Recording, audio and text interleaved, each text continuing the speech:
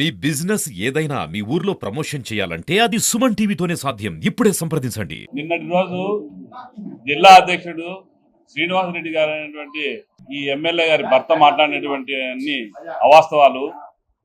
2014 నుంచి 19 వరకు నీరు చెట్టు కింద మీరు ఎంత దోచుకున్నారో ప్రజలకు అందరికీ తెలుసు. ఇప్పుడున్న నాయకులు మా మాజీ డిప్యూటీ సీఎం అంజద్ బాషా అయితేనేమి, మా నగర మేయర్ సురేష్ బాబు గారు అయితేనేమి, వీళ్ళు ఎవరైనా కానీ తప్పు చేసింటే నిరూపించాల్సిన బాధ్యత మీ మీద ఉంది. మీరు మీ చేతిలో అన్నీ ఉన్నాయి. మీరు వాళ్ళు ఏదైనా అవినీతి చేసింటే వాళ్ళని నిరూపించాలా. అంతేగాని అనవసరమైన అభాండాలు వేసి మీరేదో చుట్టం మార్గాన్ని వచ్చి వారానికి ఒకసారి ఒక ప్రెస్ మీట్ పెట్టి వెళ్ళిపోయేది కాదు.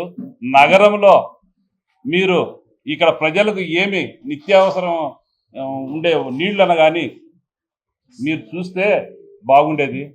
ఏమి చూడకుండానే ఇక్కడికి వచ్చినప్పుడల్లా ఏదో ఒకటి చెప్పేసి వాళ్ళ మీద పొడుగు తల్లిపోతే వాళ్ళు కడుక్కుంటా ఉంటారులే అని చెప్పి మీరు అనుకుంటున్నారు.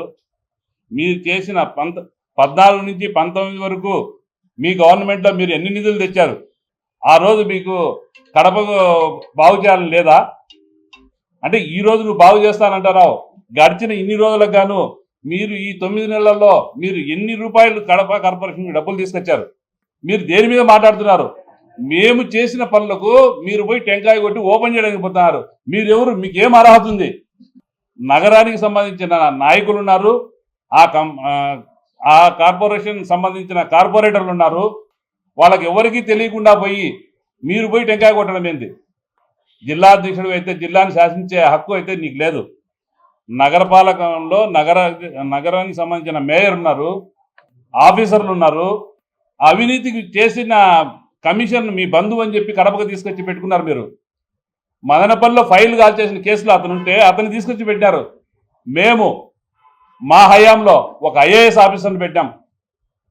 ఐఏఎస్ ఆఫీసర్తో కడపను మంచి చేయాలా, కడప అభివృద్ధి చెందాలని చెప్పి పెట్టాం. అంతేగాని మీ మాదిర ఏదో కల్లుబొల్లి మాటలు చెప్పి ప్రజలను నమ్మించి మోసం చేయాలనే ఉద్దేశం అయితే మా ఇద్దరి నాయకులకైతే లేదు.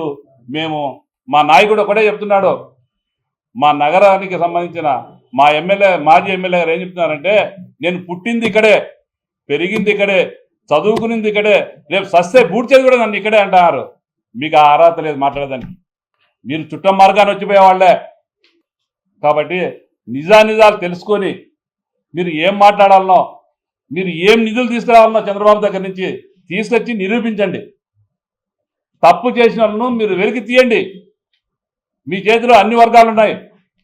అవన్నీ ఏమి ఆలోచించకుండా ఊరికే వచ్చి మేము వాళ్ళేదో చెప్పినారు వీళ్ళేదో విన్నారు అన్నట్టుగా మీరు వచ్చి మాట్లాడడం సమంజసం కాదు. మీరు పూర్వపరాలు పూర్తిగా తెలుసుకున్న తర్వాతనే మీడియా ముందరకు వచ్చి మీరు మీడియా సమావేశం పెట్టాలని కోరుకుంటున్నాను.